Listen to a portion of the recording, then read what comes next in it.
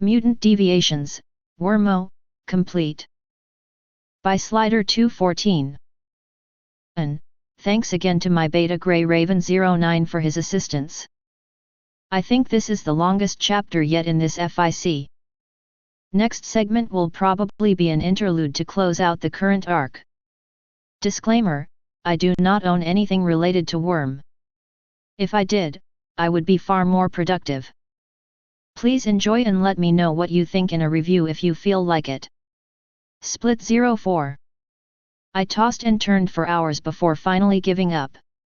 It seemed sleep was not going to be in the cards for me anytime soon tonight. Not that it was really all that surprising, after the day I'd had.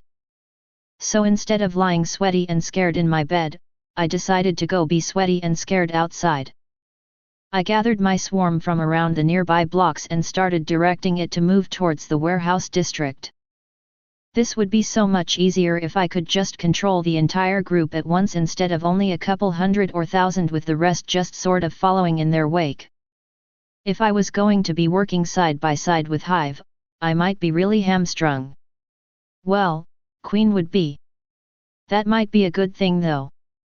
I could definitely play up the recon nature of my second persona then, make her seem like a weak master, someone that Hive recruited to provide long-range recon, while she acted as the heavy hitter. Queen could also, officially, be a healer for the Case 53, someone who could bring in more bugs to patch holes in Hive, in case her swarm started to lose cohesion. That should net me some sympathy points on foe since there was probably no way to avoid a person being made of bugs being inherently creepy in general. The dual range dynamic would work well. It would require me to focus on many different aspects at once, but I could concentrate the directly controlled sections of the swarm into different areas of the fight and still maintain control over the largest number of bugs, keeping the swarm as a whole intact. In the meantime, I could continue to direct Hive however I needed at any given moment. I smiled as I shimmied down the gutter next to my window. This could work. This would work. Taking direct control of a few roaches I kept close to my house, I directed them to grab my costume from where it was hidden in the woods nearby and bring it to me, while I dropped onto the lawn and hurried to meet up with my bugs. A minute to don my spider silk bodysuit and, boom, I was Queen. Forming up Hive besides me as I stepped under a street lamp and, just in case someone happened to be watching nearby, I high-fived my construct and we started jogging. Time to make good on my threat. Realistically, I only had one possible target. The merchants were too mobile to easily strike, the E88 had too much in the way of cape firepower to call in.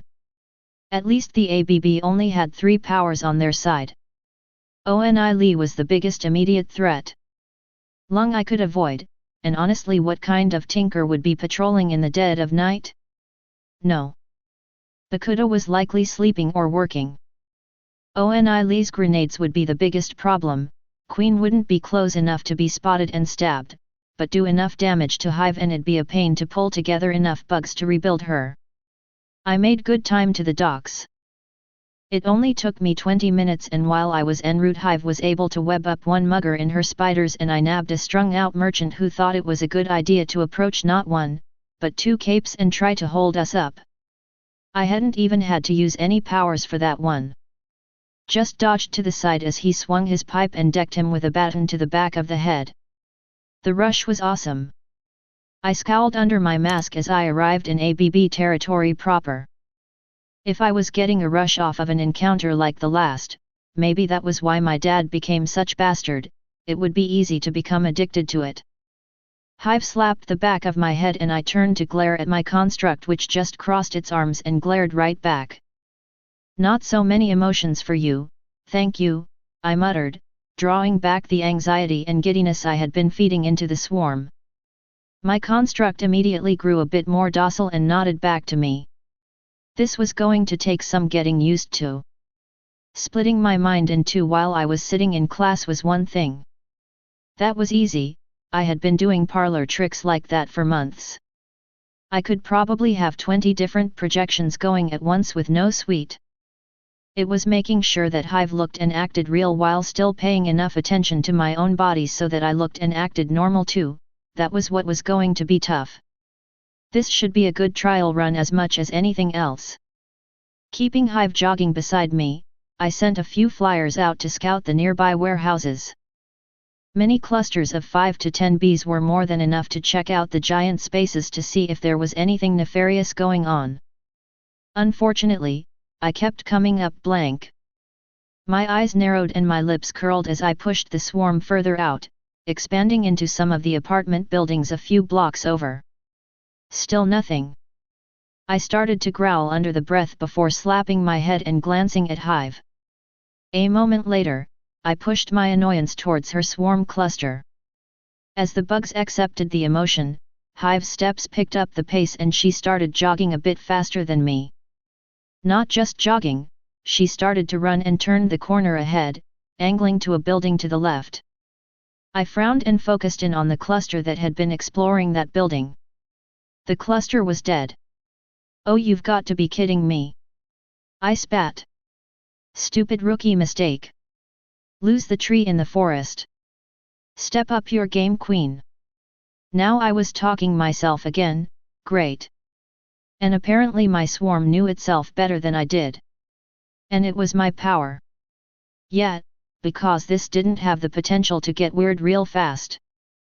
I pulled a majority of the swarm clusters back and regrouped them, feeling for a way into the building. The ABB was good, but not good enough. Both Hive and I smiled at the same time.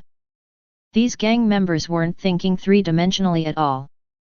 All of the lower windows and doors were fumigated, nothing was on the upper windows nor was there anything on the ventilation exhaust at the roof.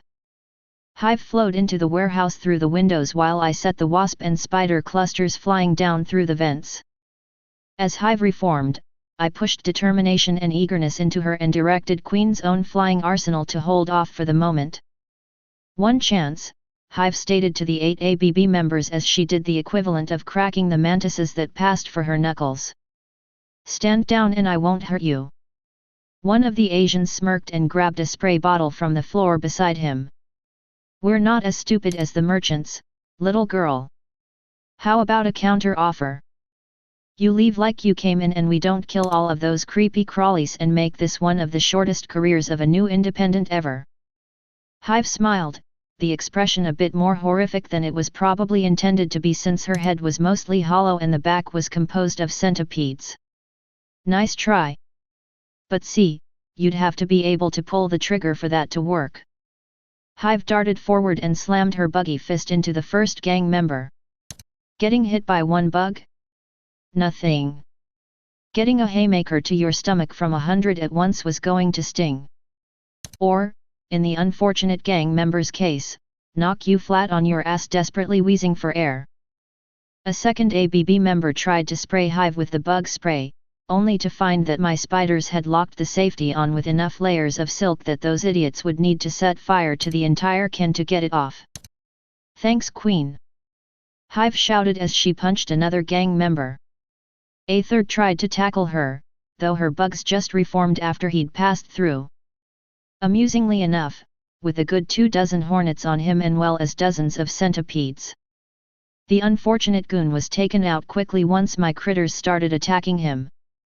One guy had the intelligence, or cowardice, to run. Unfortunately for him, Queen still had several groups of flyers in reserve. Having them dive bomb him and string him up was simple enough. The final few thugs fell to Hive as she dispersed into her swarm and the entire cluster set themselves upon the remaining gang members. A few cries of pain later, and it was all over. The building itself had been a good target. I had freed 4 girls from their beds before Queen and Hive finished our walkthrough of the location. I pushed my rage into Hive, whose swarm started to audibly chitter in anger as she searched for the keys to free the girls. I was like a zombie as I moved between 2 beds and helped the girls stand and walk to the door. I covered their eyes as we walked past the downed ABB members. I broke my promise to Amy from back in the ice cream shop and I had a few of my precious bullet ants airlifted over from their nest and bite each of the ABB thugs. Their screams were muffled through the silk gags. It wasn't enough. Hive looked back to me and nodded, a determined line across her otherwise nearly featureless face. Can everyone hold up here for a moment? I asked, holding up a hand. Hive stopped and the girls looked back to me.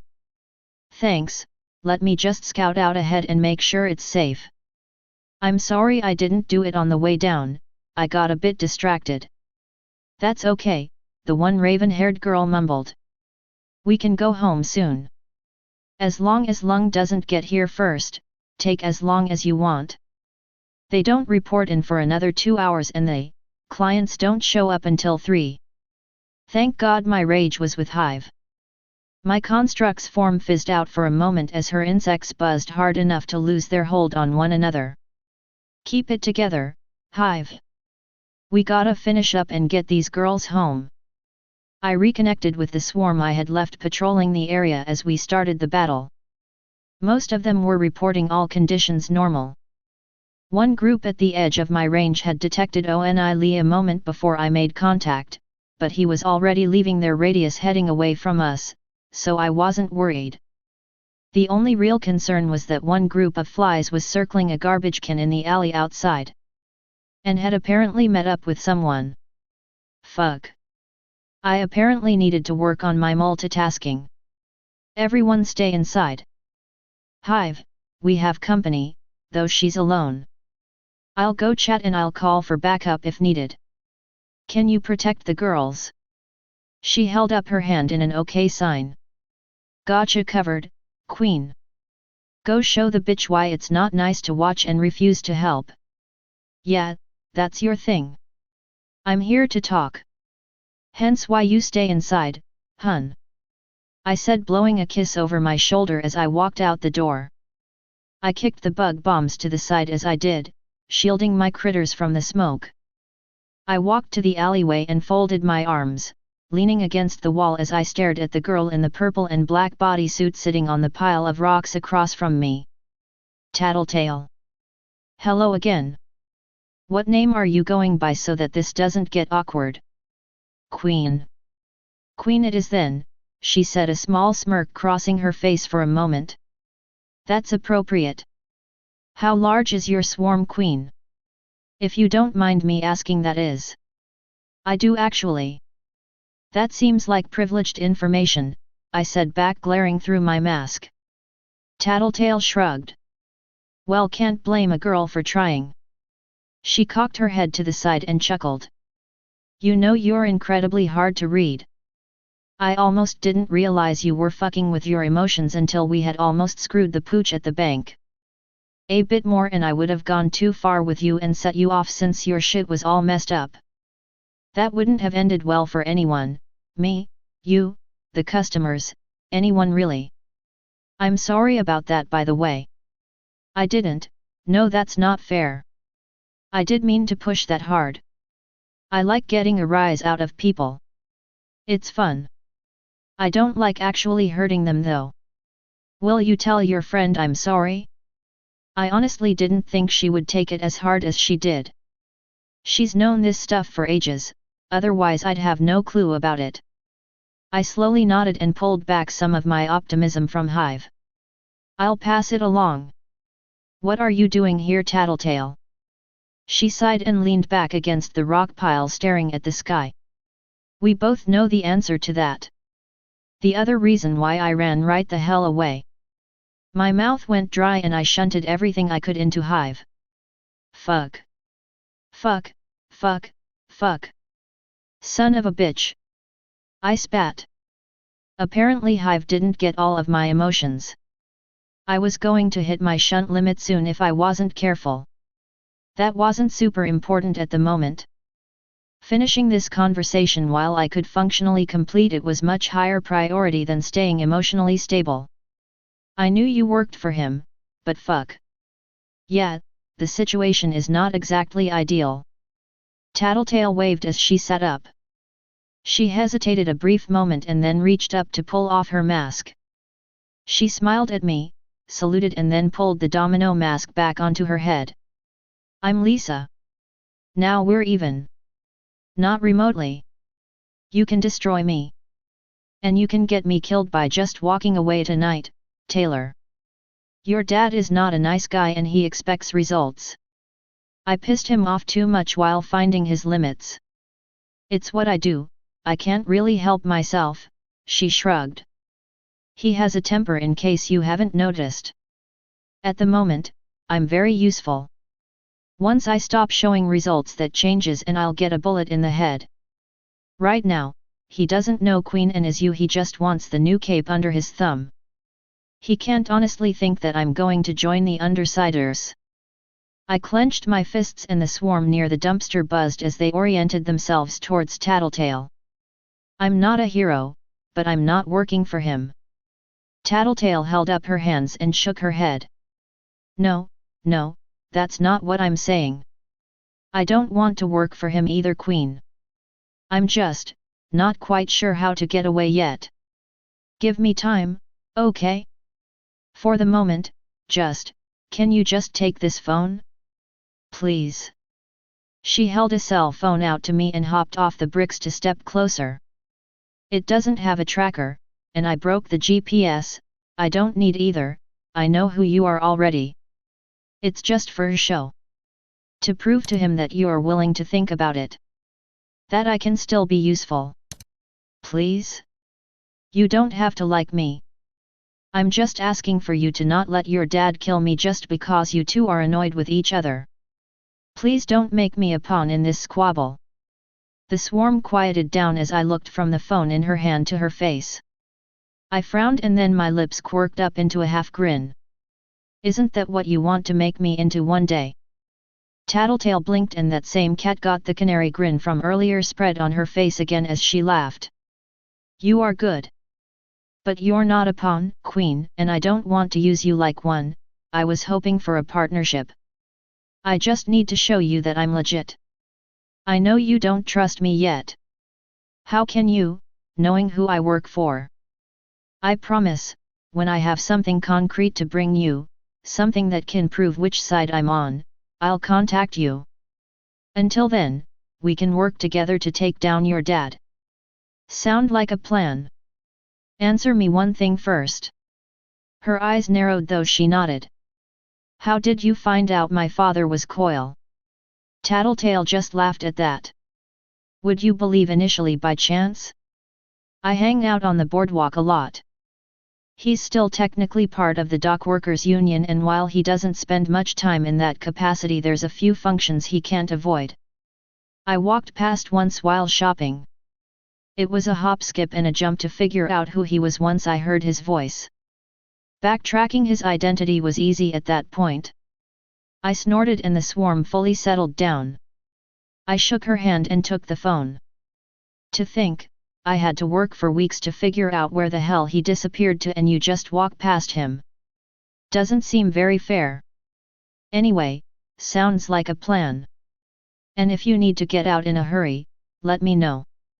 I'll see if I can contact a few friends. Will do. Thanks for this, Queen. You really have no idea what this means. Great catch tonight by the way. She frowned and turned to the side slightly. Damn. And good luck with the fallout. I swear this girl has the worst timing ever. Without pausing to explain, she twisted and ran deeper into the alley. Hey! What the hell was that supposed to mean? You're working with villains. I froze at the sound of that very feminine, very pissed off, voice resonating through the alleyway behind me. Turning, I gazed up at Glory Girl floating about 2 feet off of the ground and glaring at me with her fists clenched. Oh, hi Glory Girl. Oh shit, she had probably seen me shaking hands with Tattletale, she had excellent vision, even without it that would have been obvious, though I didn't think her package came with improved hearing too. Small mercies. I called for Hive as I tried to think of any way to placate the very annoyed hero in front of me. I'm not working with her, I'm just not arresting her. There's a big difference there. No. There is not. Glory Girl's lip lifted into a snarl. I saw felt Hive jump out of the main door and start to make her way to me. Back up. Bug back up against someone who was basically Alexandria Jr. if she decided to attack. Great. Tattletale is a villain. And I'm an independent. I need informants, people on the street willing to tell me where the real bad guys are. Like the people in this building. I can search using my powers, but like Hive and I found out tonight, that's really hard and we have to get lucky. Tattletale is just a thief. These people rape and kidnap others. There's a significant difference. A villain is a villain, Glory Girl spat. What? What the hell kind of philosophy was that? Every villain still on the streets means another innocent that could get hurt. Hive stepped between me and Glory Girl as the girls from inside crowded around the door to the building. Hello again, Glory Girl, Hive said, nodding her head in greeting. Look, far be it from me to intrude here, but you do know that there's grey everywhere, right? Hell, even the damn Nazis take care of their own and watch out for the people under their protection. That's better than scum like the merchants or psychos like the Nine. Very few things in this crappy world are black or white, completely hero or totally villain. Maybe just hero and grey boy, the former is dead and actually, come to think of it, so is the latter. Glory Girl didn't even seem to hear a word that Hive was saying. I had to actually stop for a second to check and make sure that the swarm that made her up had vocalized that little speech. And now you're corrupting this sweet kid too. That blonde bitch messed my sister up enough that she moved out. Ah, there was the real problem. Amy. Wait, I was corrupting who now? And you let her get away. Oh shit. I had no time to react. Glory Girl surged down from her position, arm outstretched ahead of her like some horrible mockery of one of those ancient Superman comics. She burst through Hive like she was tissue paper, squashing over 24 bugs on her path. Then the flying brick hit me. And my world was pain. What the fuck did you do? Hive screamed, sending a swarm of hornets and black widows towards Glory Girl as her body reformed. She dropped to one knee and reached out to touch Queen's neck, feeling for a pulse. She already knew she'd find it. She had to find it, otherwise she wouldn't exist. This was weird. Taylor was mostly out of it. Queen, basically, was unconscious. Taylor was essentially, for all the important purposes, dying. Bugs swarmed over Taylor and between their eyes, ears, and other myriad senses, including Taylor's own, Hive was able to get a semi-diagnosis. Collapsed lung, 3 cracked ribs, 1 floating dangerously close to the stomach. Shit, Taylor had parasites, didn't she? Hive would never be able to get this much detail without some sort of parasitic infection. Well, that could be dealt with later on. Saving Taylor was what needed to be done in the moment. Hive felt her control over her swarm slipping as Taylor drifted further away. She grimaced and slipped a spidery hand into Taylor's pocket, pulling out the old prepaid phone. A hacking cough behind her alerted her that the flyers she had sent against Glory Girl had been swatted away. She drew more bugs out of her central mass and sent them to their deaths against the cape. Just had to keep her busy a little longer. Fuck. Fuck, fuck. The flies weren't strong enough to press the buttons and the spiders were too big. A roach slithered down her arm and hovered over the mobile phone. Finally, she managed to get the insect to depress the speed dial. The other end rang once, twice, 3 times before it finally picked up and a yawn issued through the speaker. Ta! This is Hive! She shouted over Amy's sleepy half-greeting. Glory Girl just caved in my partner's chest. We're on, she consulted the mini cluster at the edge of the street, 5th and Grace. Help! All traces of sleep had vanished from Amy's voice as she replied, keep her alive for 3 minutes. I'll be right there. The line went dead. It was all Hive could do to hold her form together as more and more bugs started to drift away into the alley around them. I heard angry muttering sounds first. A dim part of my brain chimed in that they were voices, but who the voices belonged to escaped me for the moment. It was dark wherever I was. Mostly dark. Except where it was light too. There was actually a lot of light. Hey! I could see out of a lot of eyes apparently. A lot of eyes. How could I do that again? Oh wait, voices meant people. I wasn't hearing them through me, I was hearing them through the eyes. That didn't sound right. Sound wrong? See right? Oh crap, she gave me too much, something muttered near my ear. Amy, hang on a sec, she might flail in a moment. I got her, a second thing replied. That was a funny word. I think I knew that voice. Why was my chest warm? The next moment, the world nearly exploded as my mind flooded back into my body. All of the bugs around me chittered and flew and ran in circles as my control went wild.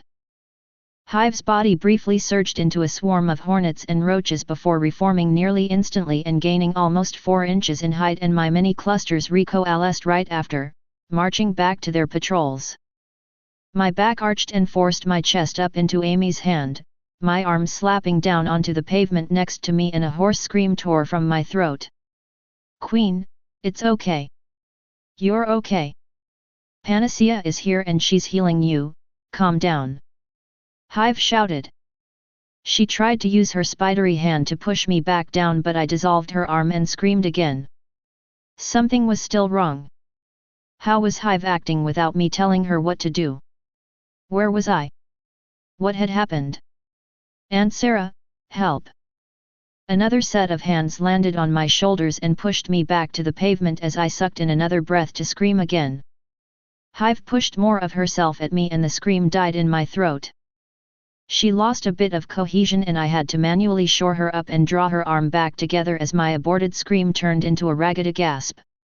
Glory Girl had punched me. She had punched me and I had flown 30 feet down the alley. Wait, that wasn't my memory, that Hive's? Wait, fuck. When had Amy gotten here? Did Glory Girl call her? Did, I blinked and twisted my head. Hive smiled and waved. Did Hive call her? What sort of monster creation had I made? Hive was me, a swarm with my mind controlling her, wasn't she? I am okay, I rasped. My throat was still sore. Great. Whatever, problem for another day. I looked through my bugs and saw that the other person holding me down was Lady Photon. Okay, that explained how Amy had gotten here before I bled out. You can let go now. I'm okay. Actually, you're not. I'm still healing you. Amy said, barely seeming to be paying any attention to the world around her at all. Did you know you have a 13th rib? 'Cause you do. It also broke off and was about 1/8 of an inch away from puncturing your stomach and letting the acid into your internal cavity. Not a fun way to go. I should have the rib fixed in another few seconds. Then you'll be okay. So stop fucking moving and let me finish. Okay, I replied, gulping. Lady Photon at least did let go of my shoulders and stood up. She tried to smile down reassuringly at me. It's not as bad as my niece is saying. She tries to scare people who get hurt so that they don't go and do something stupid again. We got here in more than enough time, even if things had gotten bad. Hive clenched her fists and did a good job of glaring at the adult hero, considering she didn't actually have proper eyes. Queen didn't do anything stupid, she growled, the sound coming out as a rattle of roach hissing and mantis legs clacking together. Very intimidating. Well done, Hive. Wish I'd thought of that. That was your other niece. I looked through Hive's eyes and found myself inordinately pleased when Glory Girl held one elbow with her other arm crossed over her chest and cast her eyes dejectedly at the ground, shifting her weight from foot to foot. Your partner let a villain go. I saw them shaking hands and then Tattletale just walked away. We can't let villains go. It's not right. Photon clenched a hand over her chest and visibly drew in a deep breath and let it out before turning to Glory Girl. Victoria. Do yourself a favor and shut up. I'm half a mind to ban you from patrols for a month and force you into those classes about necessary force and acceptable targets that we've discussed in the past. Don't push me right now. You won't like the consequences. That villain fucked up Amy. That villain may have been the catalyst, but your sister's problems with her mother go much deeper than anything that 30 seconds in a bank would bring up, Victoria. I should have stepped in long ago, I didn't, and now we are reaping the consequences. I don't know what Carol has told you, but we will discuss this at home. No, we will discuss this now, Amy said, standing. She extended her hand down to me and pulled me to my feet. I'm done, you're all healed, Queen.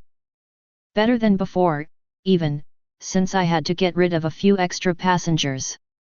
Thanks, I muttered. I tried to smile at her, though it felt forced even to me. I checked my shunt. It was still there, but mostly empty.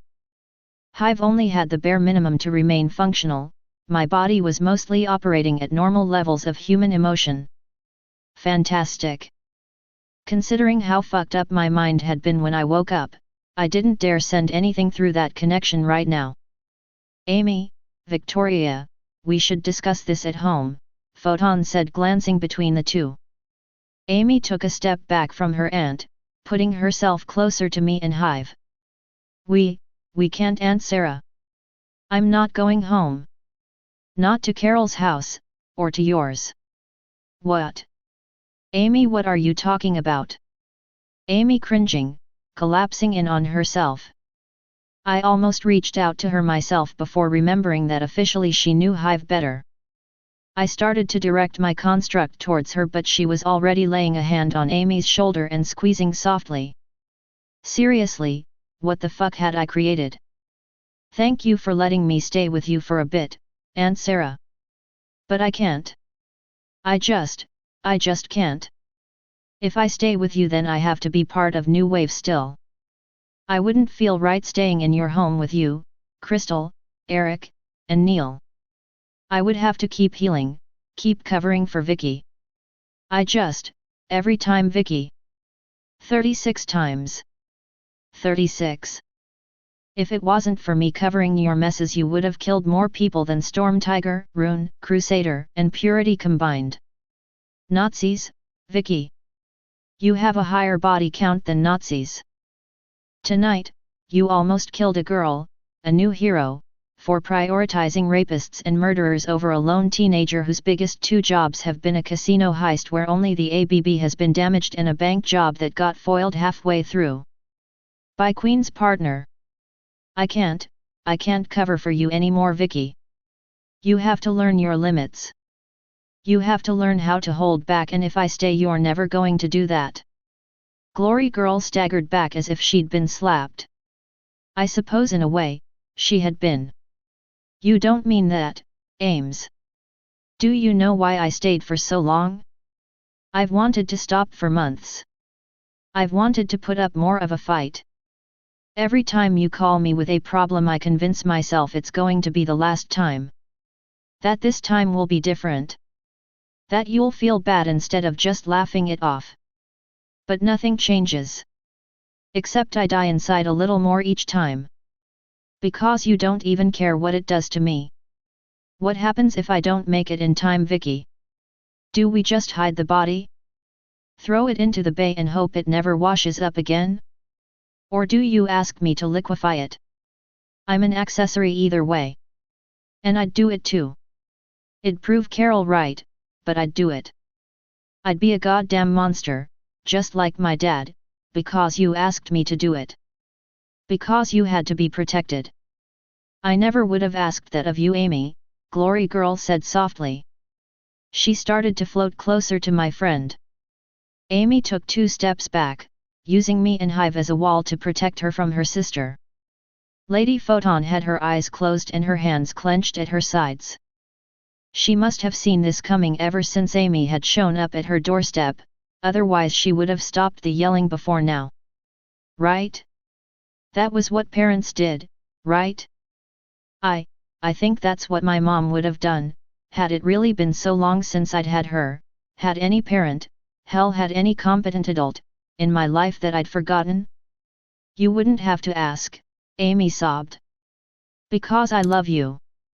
You could have dropped a pin and gone deaf at the noise and the silence following that declaration. Amy let it hang until Glory Girl backpedaled in midair and hung beside Lady Photon, her hands limp at her sides and her mouth hanging open as she stared at her sister. You what? I'm immune to poison, Vicky, not emotions. Amy spat. You and your goddamn aura. You never shut it off. I'm always exposed and you take me everywhere. Then you add in that we aren't actually related and of course I'm going to fall for the perfect goddess who can do no wrong. You were the only one in that family that ever even tried to care about me, Vicky. Mark was a good dad when he was on his meds, but he's never on his meds. Carol hates me and she never made a secret of it. I've known since I was 8 that she despised me. I figured out why when I was 12. I didn't even do anything. It's just what I could do because of who I am. You were all I had and your aura ramped that up to 1 billion. I'd die for you in a heartbeat. And I hate that. I didn't have a choice, I never had a choice. I just want a choice in who I love. I didn't have to turn around or even look through my critters to know there were tears streaming down Amy's face. Her hiccuping sobs were more than enough of a giveaway even if the raw pain in her voice wasn't there for everyone to hear. She had not gone into remotely enough detail when she bought me ice cream. And I thought my home life was messed up. This girl really needed a hug. And lots of commiserating sweets while she had a shoulder to cry on. Amy, that's, Glory Girl stopped and shook her head hard enough that her curls flopped against her face. No, you can't feel that way, Amy. It's wrong. We'll call Gallant, maybe he can help. I can get control. I didn't know. I can do something. We can get you help. Just come home. I can't go back. I can't. I need to be away from you and away from Carol.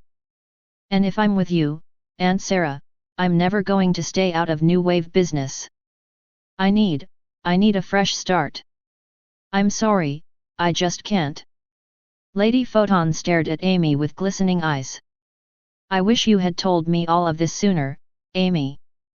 I could have helped. It's not your fault, Aunt Sarah. I'm the leader of New Wave and your aunt, it really is, she said with a bitter laugh. Where will you go? Amy turned to Hive, and the swarm girl looked back. Were you still trying to recruit? Hive shifted several insects to approximate a blink of surprise. Well, that was cool. Yeah, I guess. Are you asking to join up? Amy smiled though it didn't reach her tear-filled eyes. If you'll have me. We have cookies, I chimed in. You healed me tonight and helped Hive the other day. I figure that deserves an entire plate of cookies along with a t-shirt. One of us can have the swarm make you one. It'll be bulletproof too, so maybe I should have led with that. Photon looked between me and Hive, finally focusing on the bug girl. Promise me you'll keep her safe. So help me, I will hunt you down if you get my niece hurt. We'll protect her.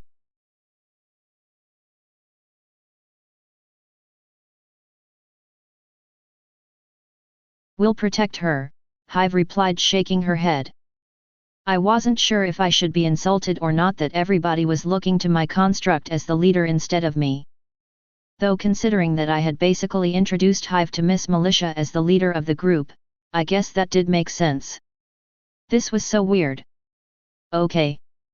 Amy, if you ever change your mind or want to come home, we'll always be there for you. Don't ever forget that. I won't, Aunt Sarah. Thank you. Victoria, time to go. Fly to my home. We're not done talking. Not by a long shot. But, Glory Girl looked between me, Hive, Amy, and Photon. We can't just leave her. We don't even know anything about them. We can't just. Victoria. Go. To. My Home. Now. I thought that the blonde was going to argue again, but instead she just slumped and nodded. Without even looking at Amy, she rocketed into the sky, arcing out over the streets. Photon rubbed at her temples and muttered a curse under her breath. She turned back to us and nodded, casting a final smile towards Amy. I hope you can find peace, Amy. Please call me when you get settled. All three of you get out of here. I'll take care of the women you found and make sure they get home safe. As she turned and walked back into the building, Amy turned to look at me, this time ignoring my companion. So, do you have a place that I can stay at? That isn't all. She grimaced and waved her hands in front of her in what I guess could maybe called a child's version of a witch throwing out a magic spell, you know. I couldn't help it, I snorted with laughter. Wow, Amy, that was impressive. You could just say evil, you know. But to answer your question, maybe. Let's make a few calls and head towards one of my... I paused and frowned as I thought about how best to describe this. Finally settling on the best modifier, I chuckled and Hive's bugs chittered along with me. Or one of Hive's, I should say, biggest admirers. Hey! Hive gave a more proper laugh this time and she just slapped Amy on the back. Trust me, you're going to enjoy this encounter. I know we will. Thanks for watching.